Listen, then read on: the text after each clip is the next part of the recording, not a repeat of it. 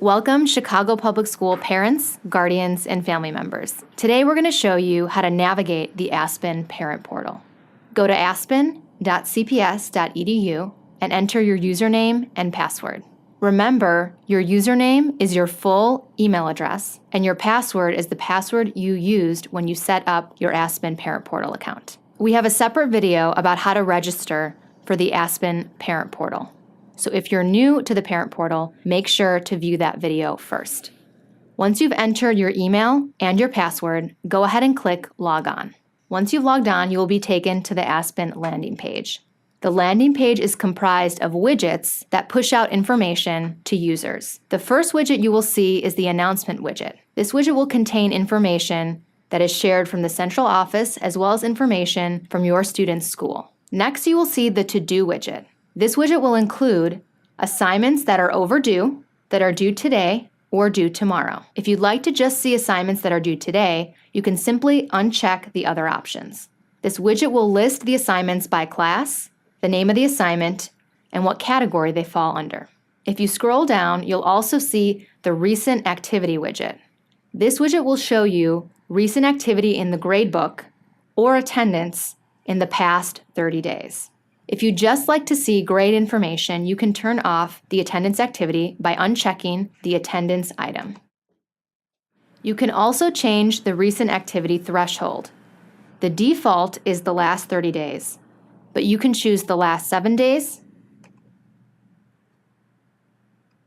today, or the last 60 days. The landing page will also include additional widgets such as district resources, the CPS Google Calendar, as well as the CPS Twitter feed. Let's go ahead and click on the Family Top tab. The Family Top tab will include a list of all of the students that are attached to your Parent Portal account. If you click on a student, you will see more information about them. As a reminder, student information cannot be updated from within the portal. You must go to your student's school to do that. On this page, you will see information about health, immunization, and screening compliance.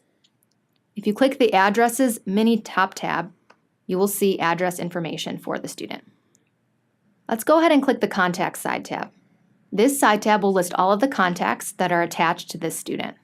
To view your own information, you can click the Priority number. Let's click the Daily Attendance side tab. This side tab will show any non-present records that have accumulated for the specific student. You'll see that we're defaulted to the current school year. You can change that by going to the filter icon and choosing All Records. This will display all the non-present values for this student for their entire time at CPS. You can navigate back to previous school years by using the phone book dropdown. Let's go ahead and click on our Transcript side tab. This side tab will show you all of the students' classes that they've taken this year and the posted grades for those classes. You'll be able to see grades by quarter and semester if your student is in high school. If you'd like to see prior year classes and posted grades for prior year classes, go ahead and click on the filter icon and choose All Records. This view will allow you to see the classes that a student has taken for their whole time at CPS. Use the phone book dropdown to navigate between pages. You'll also notice a dictionary icon appear in the toolbar. This dictionary icon sorts your records by grade level. All of the high school grades will appear on the high school transcript option. If you'd like to see elementary school grades, click the elementary school transcript option. Kindergarten grades will appear under the kindergarten transcript option. If your student is in high school, you'll also see a Graduation Summary mini tab. If you click on the Graduation Summary mini tab, you will see all of the courses that a student has taken and how they fall in completing graduation requirements.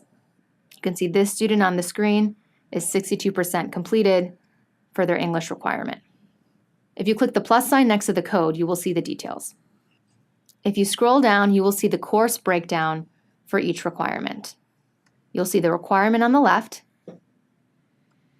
and then the course that is currently or already has been used to meet that requirement. If a course is currently in progress, you will see it in the column to the right. There's also a printer-friendly version that you can use. At any point in time in Aspen, if you'd like to navigate between students, if you have multiple students on the portal, you can click the student icon or use your playlist buttons to switch back and forth between students. You can also choose to get rid of your top tabs and your side tabs by clicking this right arrow. That'll give you more space on the screen. To bring back the top tabs and the side tabs, go ahead and click the arrow again. Let's go ahead and click our Transactions side tab. Aspen will allow parents to pay for fees online. This is the place where you would do so. You'll notice there's two sub-tabs under Transactions. There's one called Fees, which will show outstanding balances. And there's one called Payments, where you can make the payments on the portal. And last but not least, let's talk about the Notification side tab. This will allow you to send alerts to your email when a student's assignment grade has dropped below a threshold that's predetermined by you. Here's where you would set the types of alerts as well as the threshold. You can choose to receive attendance alerts, grade alerts, or both. If you have a student in high school, you will want to enable class attendance. This will send you alerts period by period. If you have a student in elementary school, you will want to enable daily attendance. This next option is where you would set the grade threshold. You can choose a grade above threshold as well as a grade below threshold. So if I want to receive an alert every time my student gets below a 60, I would change the value to 60 under the grades below threshold. If I'd like to receive an alert when a student gets a grade above a 90, I would change the grade above threshold to 90. There's also a new option called the Grade Digest. This will notify you and include a list of all new or edited assignments since the prior day that meet the threshold criteria. Now let's navigate to our Academics top tab. This is where you'll see information about assignments and grades for your student. Once you click on the Academics side tab, you will be presented with a screen that will list all of the current classes for your student. You can navigate between students by using the student drop-down in the middle of the page. You can see this student currently has 11 classes that are displayed on the screen. We have other drop-downs that help differentiate the information. Right now we're looking at the current year and all terms, but most likely you will want to select a single term to view. Let's go ahead and view Term 1. In Aspen, terms are synonymous with quarters or cycles. If I'm looking at Term 1, I can see that for each class, I'm presented with the bell schedule, the course code, the classroom number, the current term performance, and if this is a high school student, the absences and tardies per class. Let's go ahead and click on a single teacher to see more information about a specific class. If you click on the teacher's name, you will see their email address. You'll see an option called View Grade Values, and this will allow you to see the grade scale that's assigned to this course. You'll be provided with the description of the class as well. You'll see attendance summary information, and most importantly, you will see the average summary. Aspen will provide a breakdown by category for each of the categories listed for this class. At the bottom, you'll see the cumulative score for this class. At the end of a term, once a teacher has posted the final grade, you will also see a value here next to posted grade in the blue. Now let's go ahead and look at assignments specific to this class. Let's click the Assignments side tab to do so. The first thing you'll notice on this page is two new drop-downs appear. You'll see a category drop-down and a grade term drop-down. The category drop-down will allow you to view assignments by individual category or all categories at once. I'm going to leave it set to all. Then you can change the assignments you want to view by term. Now I'm looking at all of the Term 1 assignments for physics. On this grid, you'll see the category name, the assignment name, if there's an alternate assignment name as well, the date assigned, the due date, the weight, the score. The score will be presented in a few different formats. and you'll also see the percentage format on a bar. Last but not least, if a teacher has provided narrative feedback about the assignment, you will see it display to the right of the score. If I'd like to navigate to a different class from this screen, I can use my playlist button to do so. Simply click the magnifying glass